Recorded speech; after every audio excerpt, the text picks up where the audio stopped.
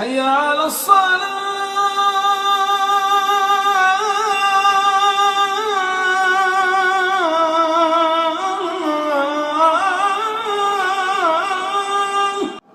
حي على الصلاة.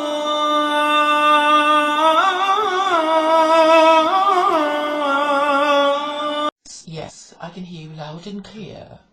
Okay, I can hear you loud and clear as well. Good afternoon. How's Ramadan going? Ramadan is going very well. And you're not too hungry? No, not at all. It's about an hour to go before I open my fast, and I don't feel hungry at all.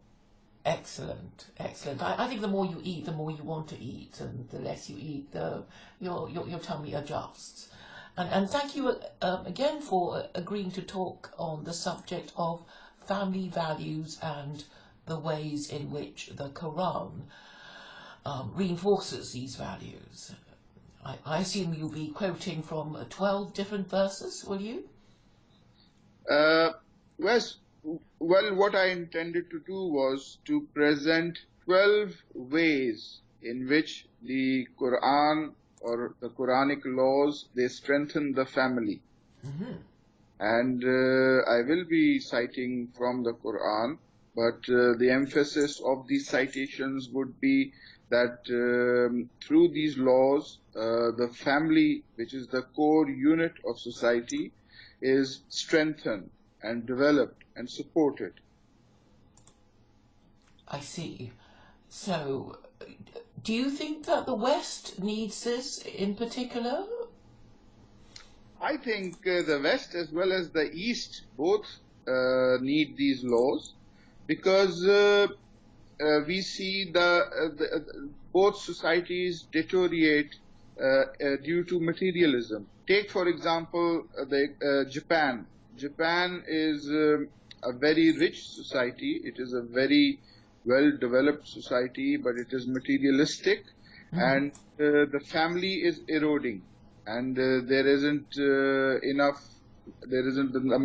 number of people there now to sustain society. So I think that the East as well as the West both need these laws.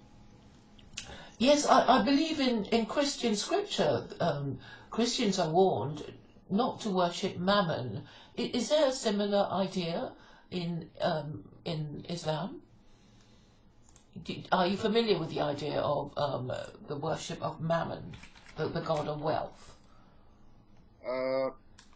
Well, yes, in a way, yes. There is a sort of a similarity with not worshipping your desire. The Quran, warns us frequently that one should refrain from worshipping his or her own desires. And what is wealth? Wealth is, a means to fulfill our desires. So yes, this materialism causes destruction of the family, because people then they become selfish, and a family is something which requires sacrifice. You sacrifice your own pleasures for your partner, and sacrifice when you're not willing to sacrifice, when your interests and your desires are more important, then that harms the family. Yes. Are there any specific verses in the Quran that tell us about how we should treat wealth, or warning us against it, that you can think of? Yes, there are. I mean, it's a very detailed topic. I would rather that we discuss that in a separate sitting. Okay. Because today I wanted to discuss 12 ways in which Quranic laws of Islam, they strengthen the family. And what I had in mind was, to go through these list of 12 reasons. Please continue. Okay. Well, the first manner in which Islam strengthens the family, or the Quranic law strengthens the family, is by making marriage obligatory. marriage is an obligation within the Quran. God commands the believers to get married. We read in chapter number 24, verse number 32, I think, and then correspondingly translated. It says, "Wankihul ayyama minkum," and marry the unmarried among you. "Was-salihina min ibadikum wa imaikum," and the righteous among your male slaves and female slaves. "In yakunu fuqara'a yughnihimullahu min fadli." If they should be poor, then Allah will enrich them from His bounty. Wallahu wasi'un alim, and Allah is all encompassing and knowing. So this verse commands the believers that they should get married and they should arrange marriages. And it says, and marry the unmarried among you. So number one, Islam strengthens the family. Rather, it starts the formulation of a family by making marriage obligatory, by issuing the command to get married. So, it does sound a bit like forced marriage. no, it's not forced marriage. It's just an injunction. If you read other verses related to marriage and join them together, you will see that other verses, they say that, they issue the instructions for consent. So in this verse, it is addressed to the community. It says, and marry the unmarried among you. The whole community should be geared for marriage. It is marriage oriented. So this is how the Muslim community is. That when people, they reach a certain age, they all of a sudden they say, hey, aren't you married? You should get married. And they come up with suitable proposals. They say, if you have a, unmarried son or an unmarried daughter, then families get together and say, your son is unmarried. Here is a beautiful daughter. What do you think about it? So this is an injunction to the whole Muslim community that they should arrange marriages. And this begins the process of the family. I see. I mean, I suppose what disturbs me about chapter 24, verse 32 is that it seems to be saying you should make your male slaves marry your female slaves in order to have more baby slaves. No, it doesn't read that way. I would get on that part later on. Can I just continue and take the questions at the end? Because, it's I have to open my... Of course. So Yes, please carry on. Yes, if you could please hold your questions for the end and then, ask them. I'll just quickly go through these 12 points. Please continue. Okay. So point number one was that the Quranic law makes marriage obligatory, and it starts the formulation of marriage, rather the strengthening of. The second way in which the family is strengthened by Quranic law is by making the man, the husband, the breadwinner of the family. We read in chapter number 4, verse number 34. It's a long verse, but I'll read the first clause. It says, "Ar-rijalu qawwamuna 'ala an-nisa'i." Men are the maintainers, protectors of women. Men, or male form, the husband, he is responsible for providing for his wife. This strengthens the family. In this way, the wife, her needs are cared for. They're looked after by making the man, who is the most stronger among the two, to look after and to provide for the family. Yes, I know this verse. It's the wife-beating one, isn't it? Obviously that is a point there, the domestic discipline bit. But right now I'm just emphasizing that the first clause says that men are maintainers of women, and men are the protectors and maintainers of women, because God has given the one more strength than the other, and because they support them from their means. So from this verse we can infer that a husband is under the obligation to provide for his wife. Mm-hmm. And this is how a family is strengthened. Yes. A woman stays within the family home because her needs are looked after by the husband. Mm-hmm. The third way in which the family is strengthened is by making the wife or the woman the progenitor, the procreator. Her role is that of the procreator. The husband is the breadwinner, whereas the wife is the procreator. We read about this in chapter number 2, verse number 222. It reads, Nisa'ukum harthul lakum. Your wives are a place of sowing of seed. They are what is called in Arabic. Harth in Arabic means tilth, cultivation, farm, land, the place where you sow your seed. So we see the role of the wife defined clearly in this verse as that of producing offspring. This again, Sorry, could you tell me the chapter of the verse again? chapter number 2, verse number 223. Okay, thank you.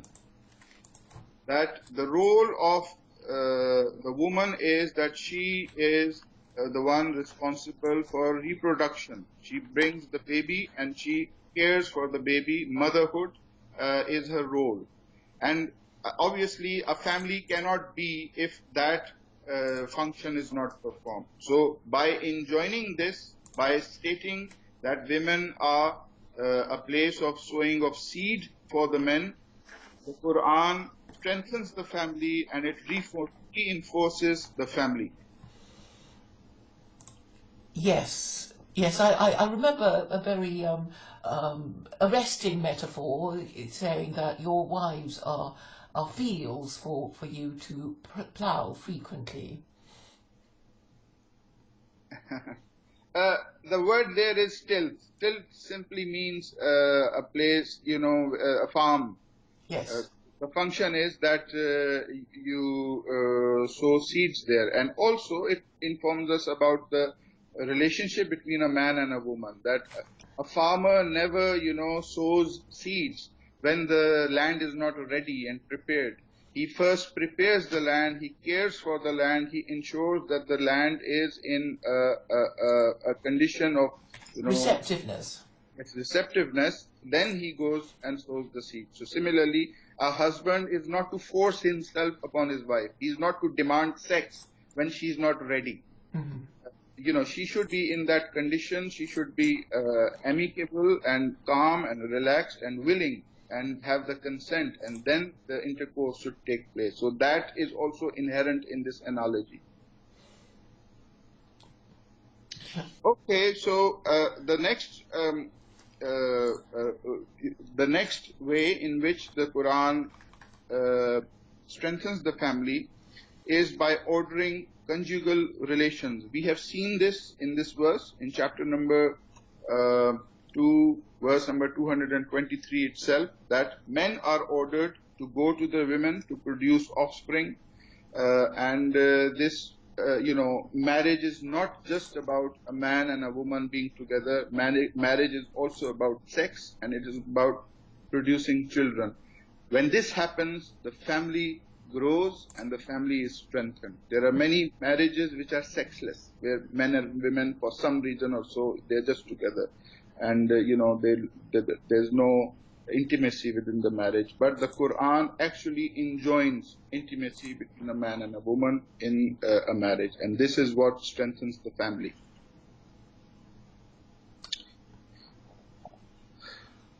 The fifth reason, or the fifth way in which Quranic law strengthens the family, is that along with enjoining sexual relations and marriage, obviously the children will come about.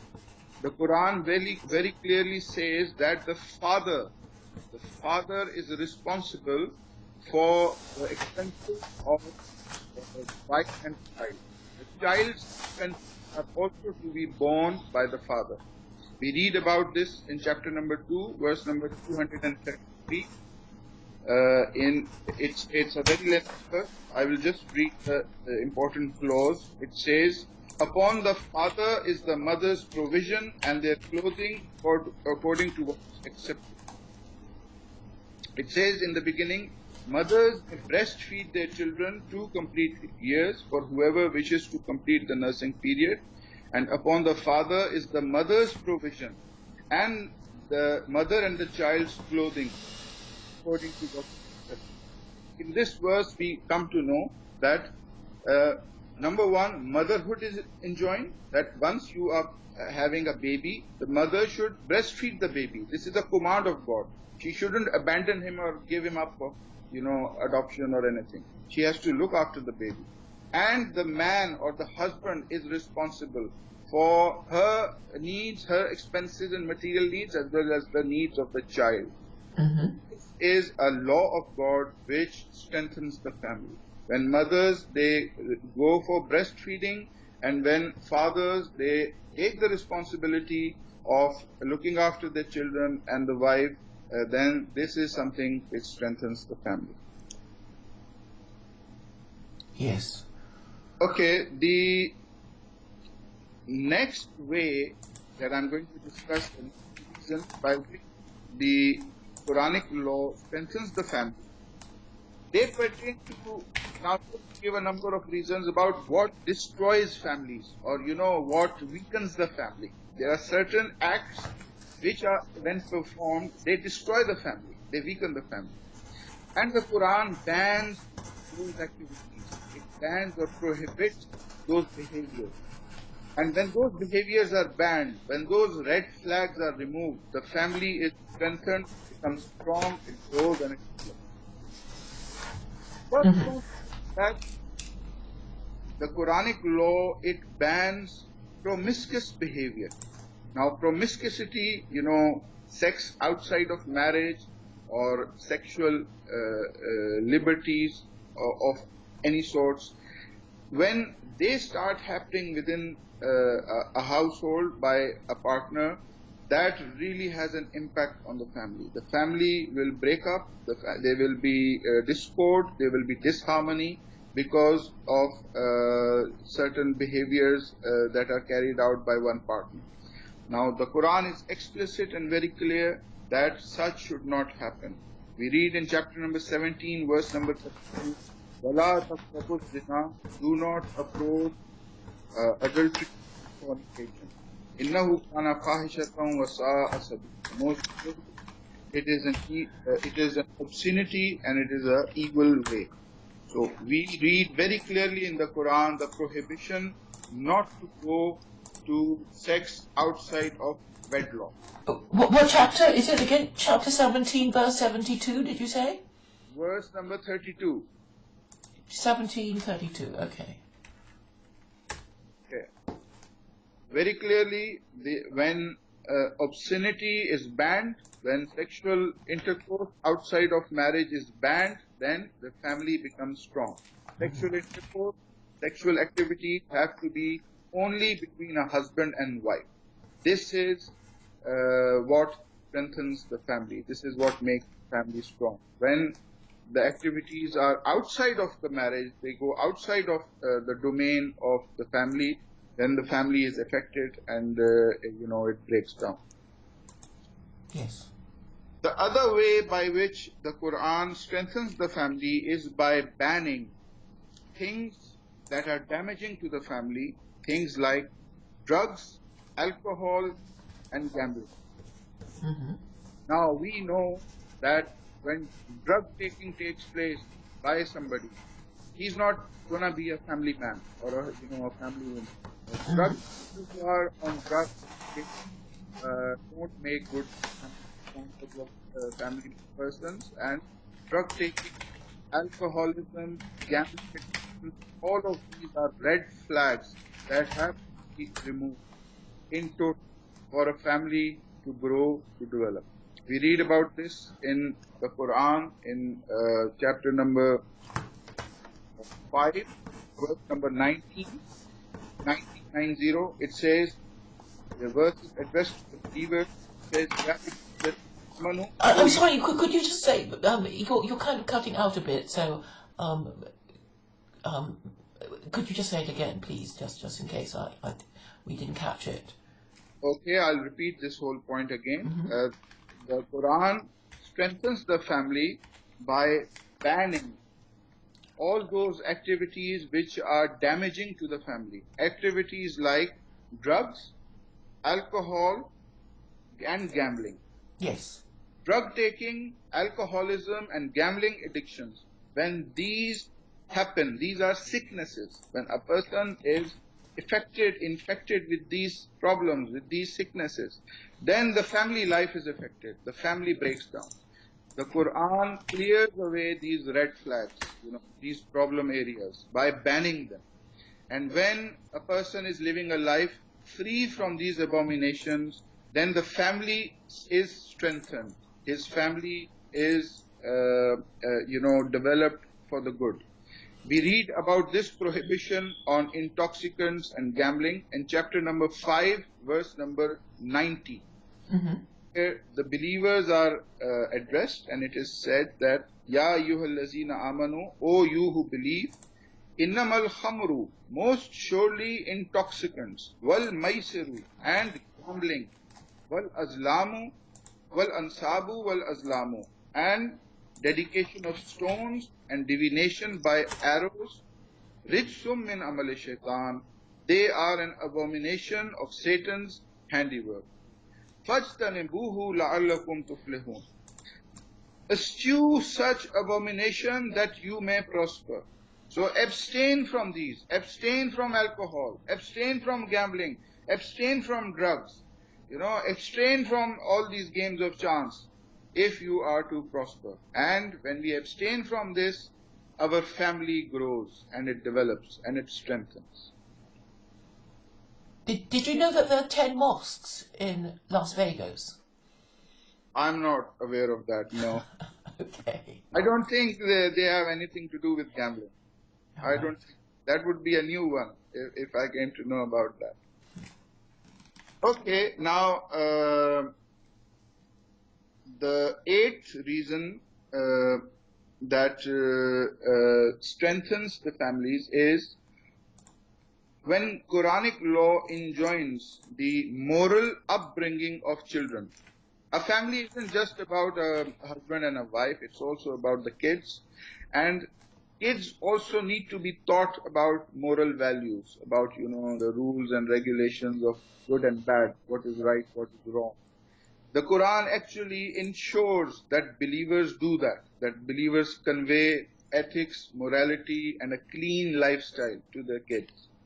We read about this very clearly in many verses. For example, in chapter number 66, verse number 6, we read, Ya ayyuhallazina amanu, O you who believe, Qu anfusakum wa ahlikum naran. Protect yourselves and your families from a fire. Wuquduha an-nasu wal hijarat, whose fuel is men and stones, whose fuel is people and stones. So we are told in this verse that believers are to protect themselves from hellfire as well as their families. So they are also under an obligation to teach morality, teach right and wrong to their members of their family, their spouse as well as their children. And this happens when a family is educated about right and wrong, then it strengthens the family.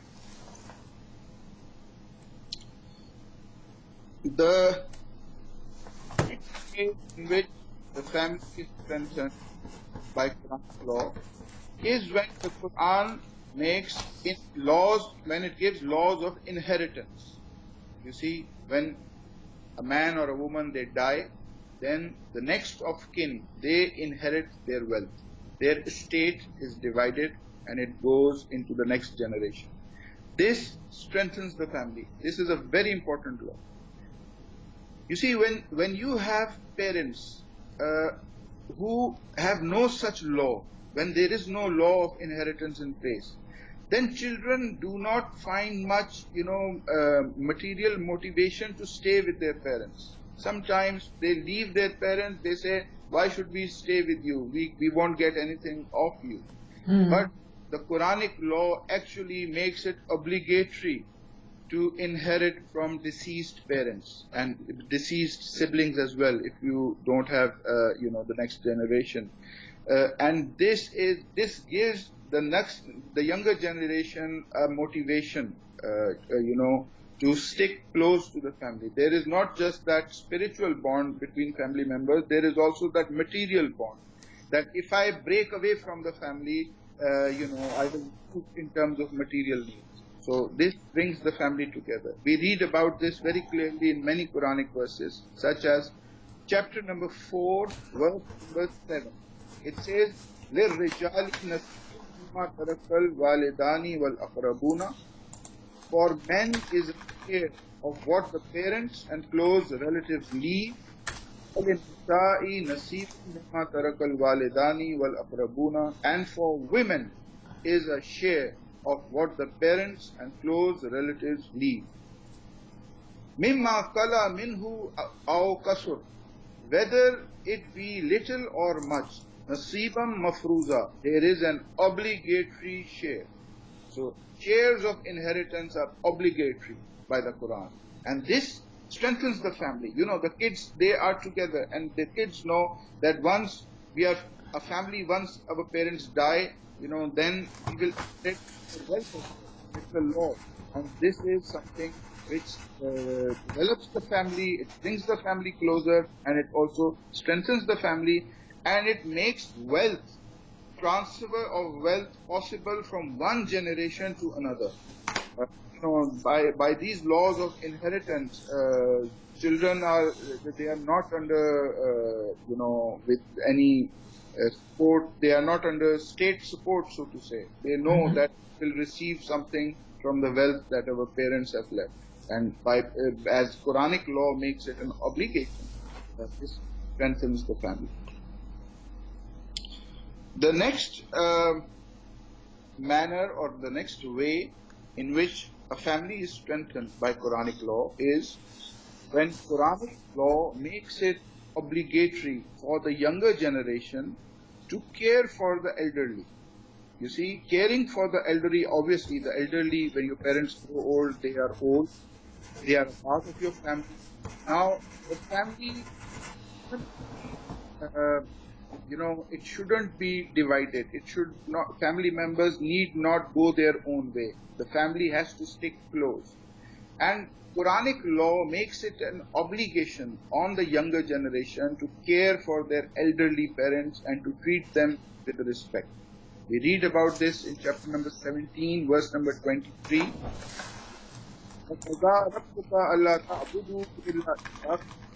And your Lord has decreed to not anyone except him. وَبِالْوَالِدَيْنِ إِحْسَانًا. And to parents, you should do good. Now is the important bit. This is the important. إِمَّا يَبْلُغَنَّ عِنْدَكَ الْكِبْرَ أَحَدُهُمَا أَوْ كِلَاهُمَا فَلَا تَقُلْ لَهُمَا أُفٍّ. Whether one or both of them reach old age while with you, say not to them so much as is just a word of contempt. And do not repel them, but speak to them a noble word. Through this command, we come to know that elderly need to be respected. Elderly need to be looked after. There are other verses as well. For example, chapter number 2, verse number 215, where it is explicitly written that people should spend their wealth on their parents.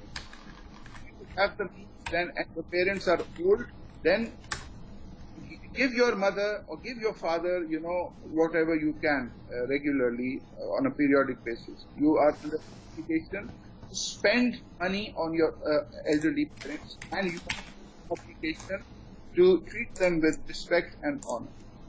When this law is observed, the family strengthens, family grows. Now,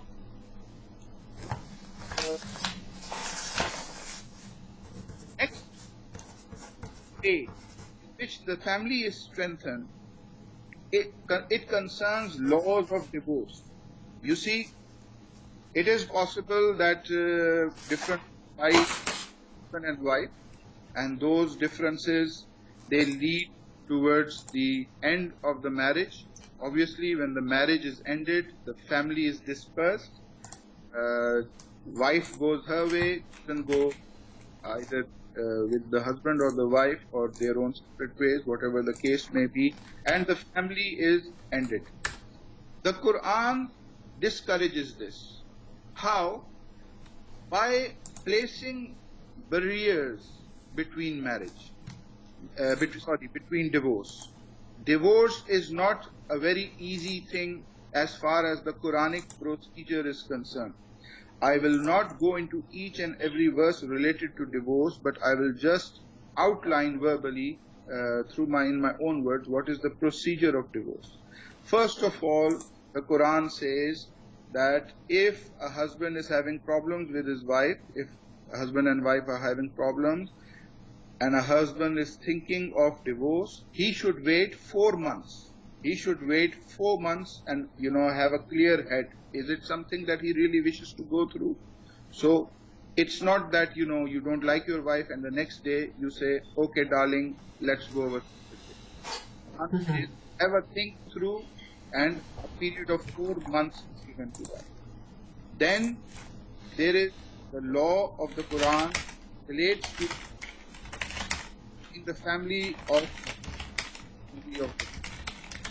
chapter number 4, verse number 35. In khiftum shikaka baynihima faba'su hakaman min ahlihi wa hakaman min ahliha in yurida islahan yuwaffiqullahu baynahuma Allaha kana aliman khabira. Translation: and if you fear dissension between the husband and the wife, then send an arbiter from his people and an arbiter. If they both desire reconciliation, Allah will cause it between them. Indeed, Allah is ever knowing and acquainted with everything.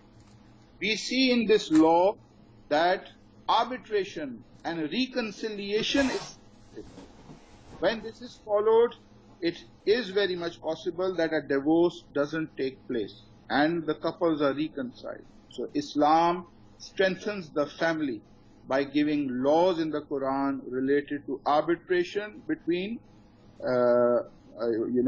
belligerent spouses, and by giving laws related to reconciliation.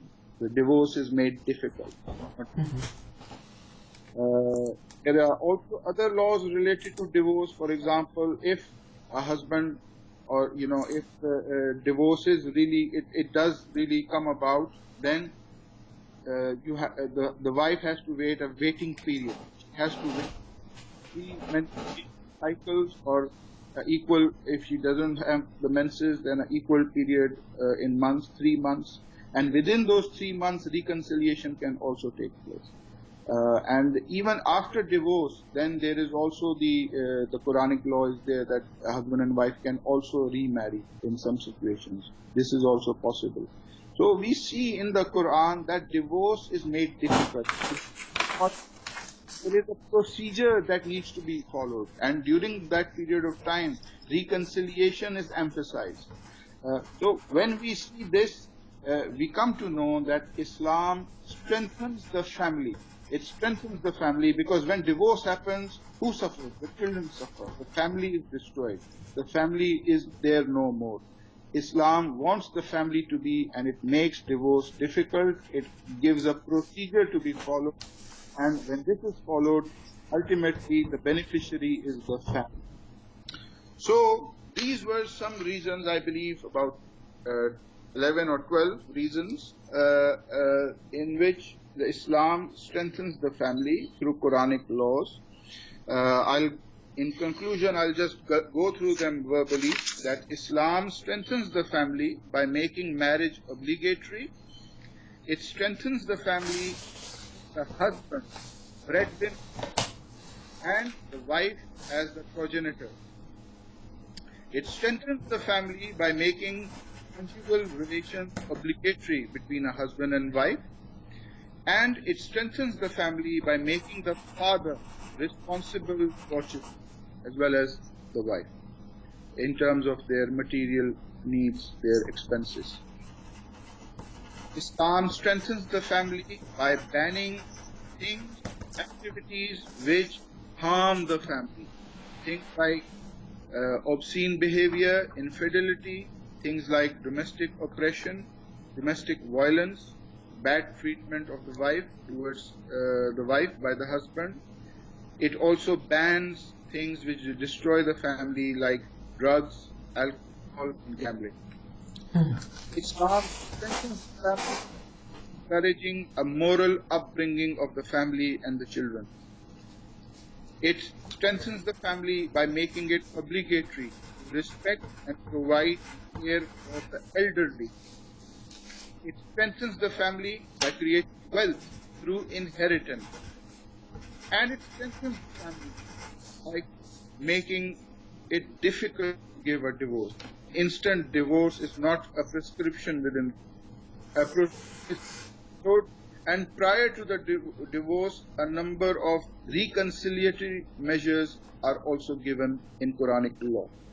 So we can see that the Quran is pro-family, and when Quranic laws are followed and observed, the family is the beneficiary, it strengthens and it develops. With this, I would like to end my talk, and I would like to invite you to give me any questions, any feedback about this whole topic. So, well, over to you. Thank you. Thank you for that very succinct listing of all the ways that Islam can help family life. Two verses occur to me, and maybe I do remember it rightly, but it was about after you've divorced your spouse and you want to remarry them, like I think Elizabeth Taylor and Richard Burton, you have to marry somebody else before you're allowed to marry the spouse again. Is that one of those rules? I mean, did I get it right? Right. Okay, there is a misconception regarding this. There is a practice called halala. Halala is a practice whereby within a very small minority of Muslims who think this way, that if you have divorced your husband and you want to remarry, then you have to marry somebody else first, and not just marry them, you have to consummate the marriage. And then get a divorce from that temporary husband and then remarry your earlier husband. This practice is called halala. This is not Quranic. This is not Quranic. Vast majority of Islamic scholars across a number of denominations, they speak against it. You see, marriage in the Quran is not just about doing something temporarily. Marriage creates the rights of wealth. It creates a lot of rights. And divorce is, if you have divorced somebody, then you have to follow a procedure. And when that procedure is followed and divorce takes place, then the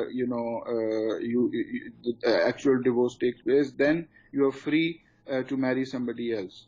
But this practice that you are alluding to, it is called the practice of halala, and it is not Quranic. I know it is prevalent within the Muslim community, especially in Britain, within some segments, but a lot of Islamic scholars speak against it, and it's not a valid practice. Right. Can you tell me what verse it is? I mean, because I wanted what the purpose of it was. If it's in the Quran, what do you think its purpose could be? No, that is, it's not about you marrying somebody instantly. I don't remember the verse from the top of my head. Mm-hmm. It's a detailed topic. When I speak on divorce, then I'll Okay. I won't trouble you with this verse then. Another thing that comes to mind is chapter 64, verse 14, when the Quran warns husbands that his wives and children are enemies to him. I wonder if you could talk a little bit about that. Yes, chapter number 64 and verse number 14. 14.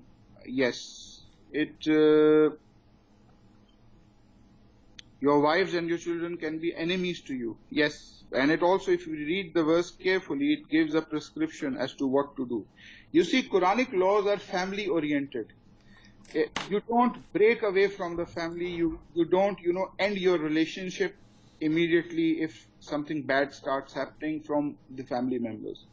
If you read the verse very carefully, it says, Ya ayyuhallazina amanu, this is addressed to the believers. It says, O you who have believed, Inna min azwajikum, indeed among your wives, wa awladikum, and your children, aduwwal lakum, are enemies to you. Fahzaruhum, so beware of them. Wa in ta'fu wa tasfahu wa taghfiru. Three things are mentioned. But if you pardon and overlook and forgive, فَإِنَّ اللَّهَ غَفُورٌ رَحِيمٌ, then indeed Allah is forgiving and merciful. So yes, your spouse can become your enemy. They can follow a different religion. Your children, they can follow a different belief system and start thinking of you as stupid and show empathy to you. So when that happens, okay, fine. When they are showing an enmity, I mean, if they follow a different religion, then other rules apply. But if they are showing animosity, and it happens, your wife can throw things at you. Your children say all sorts of things on face of parents. You are not to retaliate like with like. If she has thrown her high-heeled shoes at you, then you don't throw anything back at her.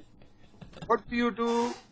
The Quran says, who pardon, wataghfiru, and overlook, ta'fu, and forgive. The Quranic prescription is, when there is this domestic friction, that pardon, overlook, that we see when this rule is observed, it strengthens the family. And family is not a piece of cake. It requires masculinity, it requires bravery, it requires female qualities, it requires male qualities. And it's not for faint heart out of families. A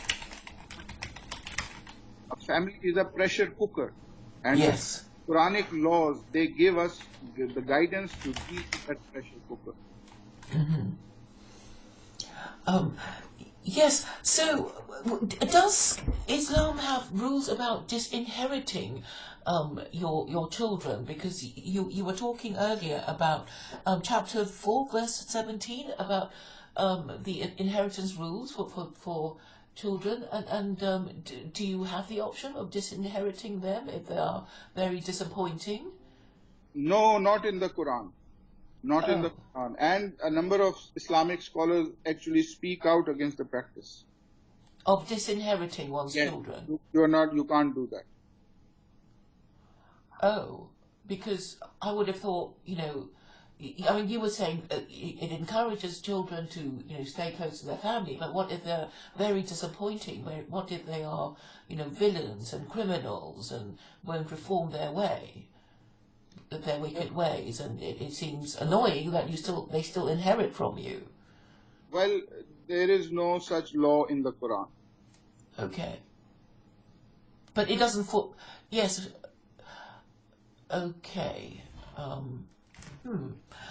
And I guess I will mention chapter 4, verse 34, which is the wife beating verse, because I don't know if you saw the video of this Qatari sociologist giving a demonstration on how to beat your wife. Did you see that one, Kashif? Not in detail. I heard something went about, but no, I didn't see it. But the traditional understanding of that verse is that beating is symbolic with a toothbrush, with what's called a miswak. Miswak is, the twig that you use to clean your teeth. Yes, yes. I think what he did basically, I'll put it in the link so you can see it later, was he demonstrated it on his 11-year-old son. So so what he did was sort of he was quite fierce, and but what he actually did was he basically tapped his son's shoulders aggressively. So, it didn't hurt, but obviously if somebody is doing it in an angry way to you, you might be a little intimidated. But anyway, the son sort of giggled. So clearly, he wasn't afraid, but he was, basically showing, how to intimidate your wife, and a lot of people in the UK anyway were shocked and horrified. I'm afraid I was one of those people who found it a little funny, but anyway, That this. would be interesting because, wife, as far as I know, a lot of domestic violence take place in households in the West as well. People get drunk and they beat up their wives. As far as I can remember, while I was in England, there was a very famous incident of a Queen's Counsel who was rather infamous for this very thing. And when he passed away, I remember reading his obituary that he was famous for beating up his wife. Yes, his wife would run away, and go to the shed when he comes back. He came back late at night from his club or something. I also remember perfectly well about Magella Lawson being strangled in public by Lord Lawson. Yes. So, it's if you are laughing at Muslims, I mean, you obviously need to look at your own thing, what's happening within your society. And Muslims don't beat up their wives by reading chapter 4, verse 34. It doesn't happen. Uh, I know a lot, a lot. There are quite a lot of women that who men are afraid of actually coming up to them, so they're quite dominating, and it's not that easy, to tell her that. Yes, yes. I suppose a lot of it is, it's not even. It was George Carman, the barrister you mentioned, wasn't it? I don't remember the name. I don't. Yeah. Um, He was a yes. priest. It was actually his son who said all those things about his late father. That was what I found, quite shocking. It's like, well, maybe you shouldn't say it, or you shouldn't be the person to say it. But that was what he did. So that maybe some things should be kept in the family. But anyway, that might be controversial as well. Just saying that.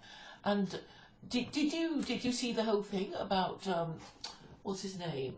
It was Charles Saatchi, and he obviously didn't think he was doing anything wrong, because he was sitting on um, at a pavement table in a restaurant in Mayfair, and he was demonstrating something that um, included him putting his hands on her throat. I don't know if you remember seeing pictures of it, So but it was uh, something which the press had just concocted. yeah, and she kind of, didn't even think anything of it at all. And I seem to remember that neighbours were saying, after that Sunday, and I think it was a Sunday afternoon, and they were having lunch at this restaurant, their neighbours said that they had a walk in the evening, and they were holding hands, and, that kind of thing. So it was as if, she hadn't, she didn't think anything much of it, and he was just, maybe demonstrating something or other. But in the end, they divorced, and I thought it was just very strange. It sounded as if that Nigella divorced her husband because the rest of the world said she should. Well, I can't. I mean, I'm not privy to the specifics, but No, uh, no. let us just understand and agree on one thing: husband and wife, a man and woman who are married. What is it? It's a binding of two free-willed individuals, and when that happens, then a lot of friction. And husbands and wives, this thing that happens, and it happens in all cultures. And we would be very naive to pretend that it doesn't. Yeah, and yes, I mean, I can't find statistics to prove this to be true, but I think that if you are ever murdered, it's most likely that it was your wife or husband who did it. I mean, it sounds true, doesn't it? I think. Well, Um, it's I mean, You know, I mean, that's how the police think. I think that's a kind of, rule of the detective story. I know there's a kind of English joke about Hitler did it, but I suppose in real life, if one is murdered, it's usually by somebody who knows them, and it's usually an intimate partner. I think when we observe Quranic laws, then there is love and affection between a husband and wife. When both of them come together for God, then God places love between them. There is also a verse regarding that. Yes, I suppose I have a quite accepting attitude for the wife beating verse, and people are shocked by me. But I was saying that really, if if you wanted to discipline your wife and she was doing something, that's obviously wrong, for example, then you kind of, obviously you're not allowed to, hit her immediately. You have to admonish her, and that's the first step. And if it doesn't work, then you separate yourself from her, which is the second stage. And only, finally, are you allowed to, beat her. Yeah, if you look at it, then these are premeditated steps. It's not a spontaneous emotional outburst. Yeah. What is domestic violence? Domestic violence is spontaneous. At the spur of the moment, somebody loses their cool and they start beating somebody, the other person. Obviously, this does not qualify like that. If you see, there are steps given. Secondly, there is a difference of opinion amongst interpreters of the Quran regarding this verse.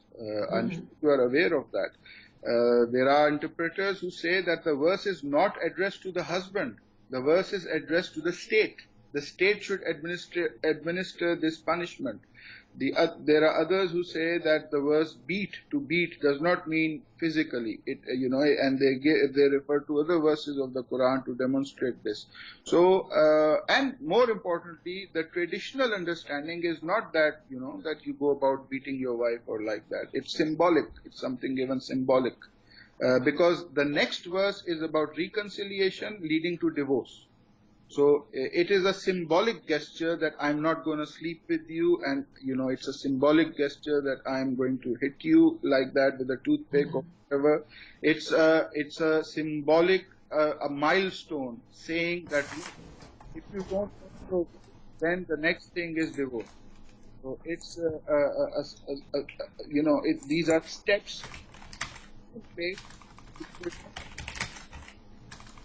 Sorry, you're fading away a little bit, so I think you may need to repeat what you just said. I said these are steps put in place to prevent divorce. Because if divorce takes place, then the children, they are the ultimate losers. So these Yes. reconciliatory steps, if you read chapter 434, then read 435 together with it. 435 is about reconciliation and arbitration. So all these steps need to be taken before that. The separating of the beds and everything before Yes. this takes place. Yes, I mean, because I was thinking, it seemed fair enough. I speak as a woman. It's like in employment, you get, if you're not a very good employee and your employer is thinking of getting rid of you, there will be three stages. There will be a verbal warning, a written warning, and a final warning. And these stages seem to mirror what the Quran advises, doesn't it? Yeah. In that you know that your husband is not happy with you when he goes through all the stages. Yes, and we also need to understand that if there is divorce, then the children, they suffer, Yeah, and society is affected. yeah. If there is a very high divorce rate in society, the next generation, they become degenerate. You know, Yes, that is a problem of the West. I don't know if you read my post on it. About my proposal to deal with this verse, and you know, I'm quite keen on interpreting literally the Quran, simply because you know that seems to be the most honest way of doing it. So I'm suggesting first you admonish the wife, she doesn't correct herself, you separate yourself from her, and then the third stage I suggest would be you get you know her family and her friends and your family and your friends and they are invited to witness a you know wife beating ceremony, and then you say you've been going clubbing every night, I don't like your friends and bad influence, and you don't come back, you don't cook or whatever it is, and then after you finish, she would have a chance to defend herself and say no, I never did or whatever, and then you can go and you know slap her on the wrist. And after the ceremony, if she doesn't improve, you can proceed straight to divorce and say, look, you know, this is what I've done, you know, in order to correct her behavior. She refuses to change, and you know, and I'm divorcing her because of what I've said in front of witnesses. So you don't need to beat her at all, apart from maybe symbolically, you know, a slap on the wrist, as the English say. But then it would be witnessed by everyone, you know, the reasons for your displeasure, because you will, you know, obviously be telling, you know, people what she's done wrong. So I think When we, that could work. if you see chapter 4, verse 35, it talks about getting the family members together. Yeah. So it makes sense what I just said, right? No, the next verse gives this step. This step is more between a husband and wife, and it's there to basically not lead to things getting outside of the family, outside of the home, because when you involve families, then the problem is not yours. Then you see families are involved, outsiders are involved. When Oh, arbiters, I see. So the husband can say, you know, I want my father to talk to you, you know, you about it, and then she might say, I want, you know, my father or my mother or whoever to represent me. And yes, okay. yeah, and Yeah, I mean that really seems fair enough. I mean, this is what I guess you know people even think of doing, you know, naturally left to themselves. You know, if they want a reconciliation, they would you know have to appeal to you know a third party to settle their dispute. So this doesn't mean Sharia court immediately. It means you know somebody from you know her people and his people. mm, yes. Yeah. Yeah, I think I really can't quarrel with that, even though a lot of people like to pretend that you know it's sort of shocking. You see, there are rights and there are um, obligations, and both a husband has his right, he also has his duty, and his duty is the right of the wife. So the Quranic law actually enjoins duties and rights on both parties. Uh, Hmm. and when they live their life keeping that guidance in front of them, then there is harmony within the household. That is why Quranic education is very important for both. I personally emphasize, if ever somebody comes to me and say we want to discuss things with you, I would, and if they are a couple, then I would encourage the couple to come together and discuss things with me. And I wouldn't just discuss things with just one person, because both husband and wife, they need to know what is God's law and what are their duties and what are their obligations, and not just blame one another.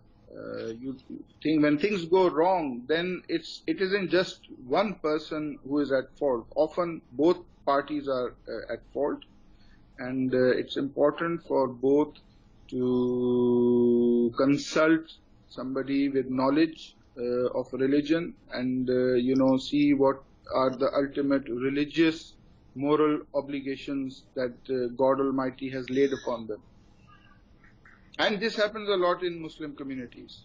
Muslim scholars, they get requests for arbitration all the time. It happens a lot. Hmm. That is why it is very important to have good knowledgeable, experienced Islamic scholars. Yes. And it's standard practice to have a marriage contract, is it, amongst Muslims? Yes, of course. Of course. That seems so sensible. Without a contract, there's no marriage. If you see chapter 2, verse 282, it's based on 2, verse 282. There has to be Oh, a contract. that's a nikah, right? Yes. Oh, but it's a debt, isn't it? This is the one about the debt, not. It is about, writing down on financial obligations, but marriage is also a financial obligation because the husband has to give a dowry to the wife. And that has to be written down. So, is it like an engagement ring for Westerners, a kind of down payment? It's a basically it can be in the form of jewelry, it can be form of cash, it Right. can be a house. So it all depends on the I partner. see. Yes. Okay. A sort of booking fee. No, it's just marriage gift. It's a marriage gift. It's Yes. called a gift. The Quran uses the word in Arabic, the English meaning of which is a gift. So, and when divorce takes place, then if the husband is divorcing the wife, then he cannot take back that gift. Say he's given her a flat, as a gift, and he's divorced her. It is not legal for him to take that back. But if she wants to, end the marriage, if the woman wants to end the marriage, she has to give her gift back. Oh, I see. Okay. If the divorce comes from her, From her. she has to give the gift back. This is all in Quranic law. When I discuss divorce in the Quran, inshallah, then I'll go through all these verses. Yes. Yes, I remember a Muslim man talking to me. This was some years ago, and he was kind of complaining. Well, okay, this was because he was gay, and he was being pressured into marrying, and he was saying that he wanted his nikah to say that he didn't have to have children with her because he was only doing it to please his mother, and the imam wouldn't do it, saying that I can't approve this contract to not have children because it's un-Islamic. So I thought that was quite interesting that at least people's minds were addressed to the purpose of marriage, saying, well, if you can't marry intending not to have children, and make it part of the contract. No. But he was kind of boasting that there would be a kind of a sort of break clause where if he wanted to end the marriage for no particular reason, as long as he paid her a lump sum, that would be all right. That was kind of the idea, I think. No, that obviously you cannot have a contract which contravenes Quranic law. It would be void. But I thought the way he was talking suggested it was sort of standard. It's like, well, yes, we could divorce each other if one of us is wrong, but if I want to divorce you for no particular reason, I can do it if I pay you a certain sum of money, and then you won't give me any more trouble. That kind of thing. Anyway, I don't know, but this is what I remember him telling me, that it was possible to write into the contract. That would be something novel. Right. Because I think in law it's called a break clause, isn't it? When you kind of decide not to continue with the contract. Till death do us part. Well, but Islam doesn't say it, does it? Islam, implicitly acknowledges that the right to divorce exists because there's a whole chapter on divorce, Yes. which is chapter 65. Yeah, that is correct. But I suppose out of all the scripture, it is the most liberal in a way that it kind of very practically says, if this happens, then you should do this, rather than not even acknowledge or discuss it at all. Yes. Yes. Okay, so thank you very much for your time. I'd like to take your leave because it's time to open the fast here. It's I, 7:15 p.m. okay. Yes. Well, thank you so much. What is the correct thing to say to you when you do that? When you do what? What do one Muslim say to another when they take their leave to break their fast? They don't say anything in particular. They nothing. Okay. Well, I suppose happy fast breaking then, and thank you for explaining so well the helpful ways in which the Quran can enhance and protect family life. Thank you very much. You're welcome. Thank you, Kashif. Goodbye. Bye bye.